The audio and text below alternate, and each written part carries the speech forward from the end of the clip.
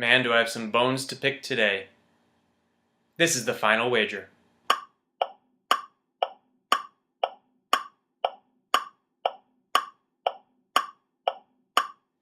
Giant Killer Matt is back for his second game. How will he do in his title defense? Going into final, it's anyone's game. Matt's in second, trailing Colin by just 1,400 while Stephanie's hanging on. The category is classic films. And I gotta say, this is a great clue. Even if you've never seen the film, you still might be able to tease it out. Anyway, Stephanie went first, got it wrong, wagered everything but $1. Matt went second and pulled out the correct answer, wagering 8,600 to finish at 19,000. And Colin shook his head, indicating he had gotten it wrong too, and wagered 10,400 to finish in second with 1,400. There are so many things going wrong here. And in fact, the only player who wagered properly might have screwed herself over. Let's look at the math. We'll start with just Matt and Colin. Colin in the lead should wager to cover Matt in case Matt goes all in. Matt doubles his score, he'll have 20,800. Therefore, Colin should wager at least 9,000. Now rule number 2. If Colin gets it wrong, he'll have 2,800. Matt, therefore, can wager up to 7,600. Now for Matt to safely cover a zero wager by Colin, he'll need to wager at least 1,400. Now we look at Matt and Stephanie. For Matt to cover a double up by Stephanie, he would need to wager at least 1,000. But you'll notice that he already has to wager at least 1,400, so we'll ignore that.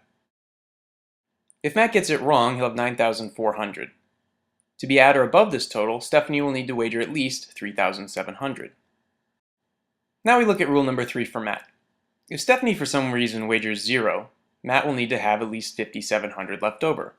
That means he can wager no more than 4,700. I don't teach basic addition and subtraction.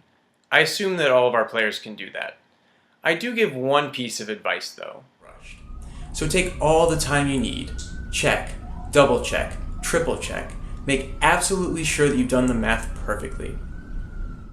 Stephanie had to wager at least 3,700. She wagered everything but $1. I'm fine with that wager.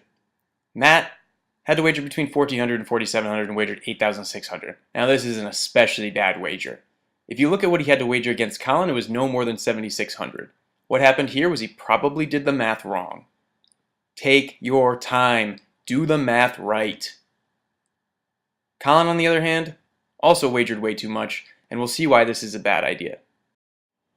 Let me show you how the world would have been a little different had Matt gotten it wrong. Now, this might make your head spin a little bit, so bear with me. If Matt had gotten it wrong, he still would have won with 1,800. But if Stephanie had wagered just 3,700, she would have won.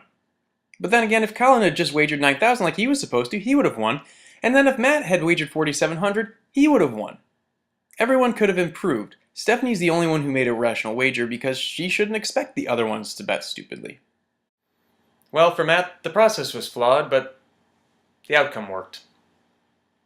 Let's see how he does tomorrow on the final wager. See you then.